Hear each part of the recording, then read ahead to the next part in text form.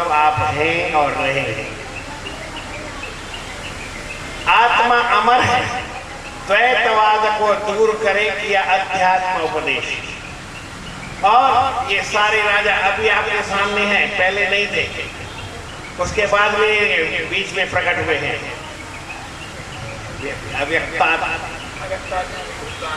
व्यक्त मध्यानि भारत अव्यक्त निधनान्येव तत्र का परिदेव। इसमें कोई दुख करने की क्या जरूरत है?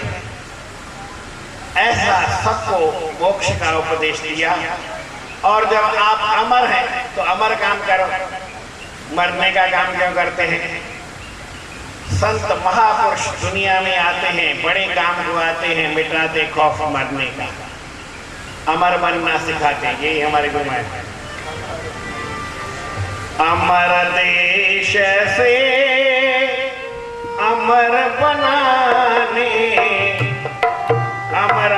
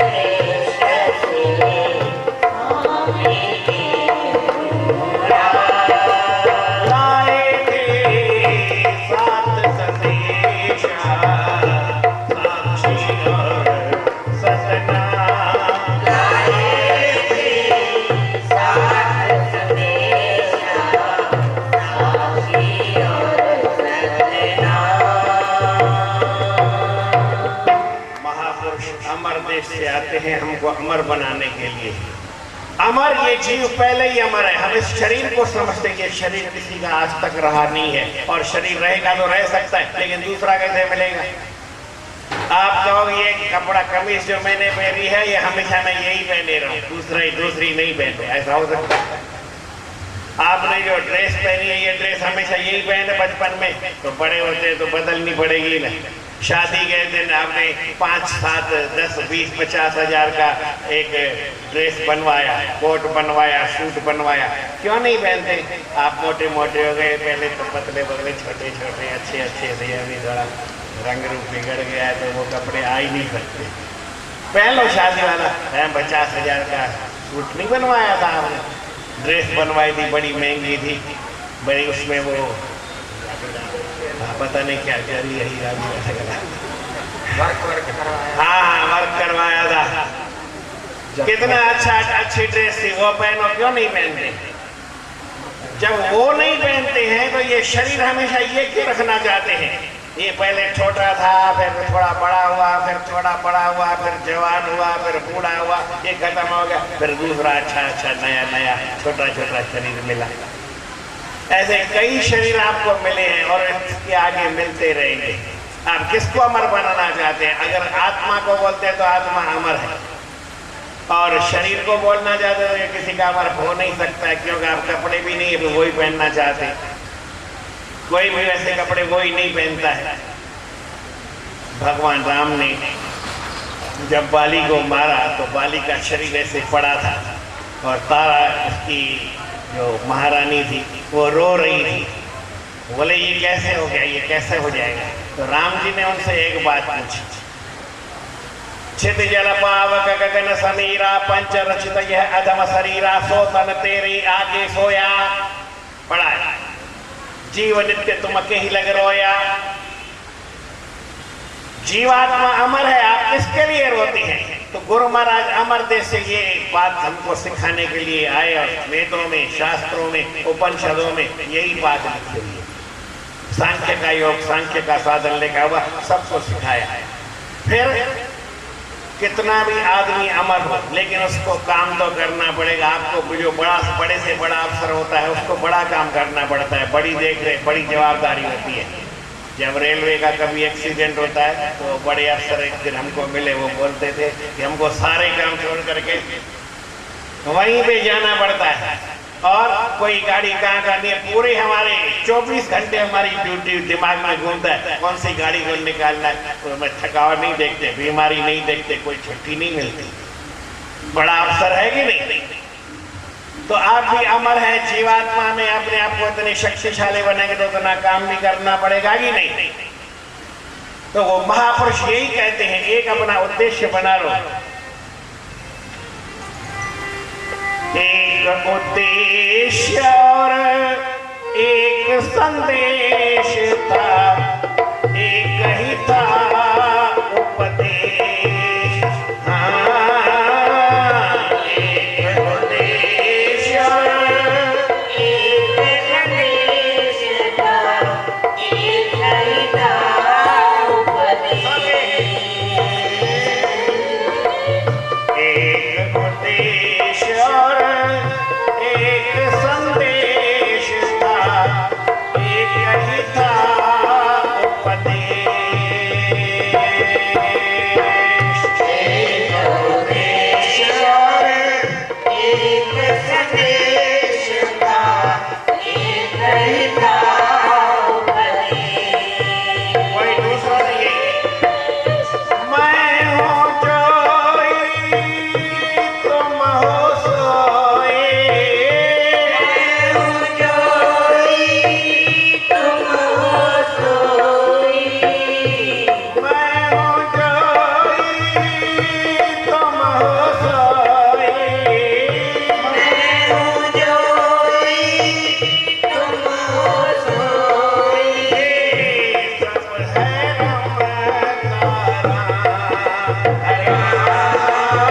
सब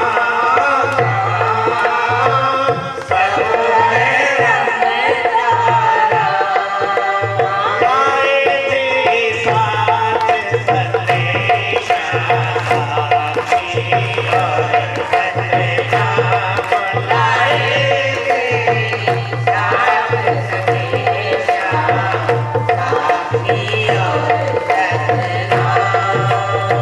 जिस परमात्मा को आप देख रहे हैं वही देख रहा है, साक्षी है। जो मेरे अंदर है, जो मुझ में है, वो तुझ में है, जो तुझ में है वो सब में है। सबके अंदर एक ही परमात्मा है, आपके अंदर कोई और है?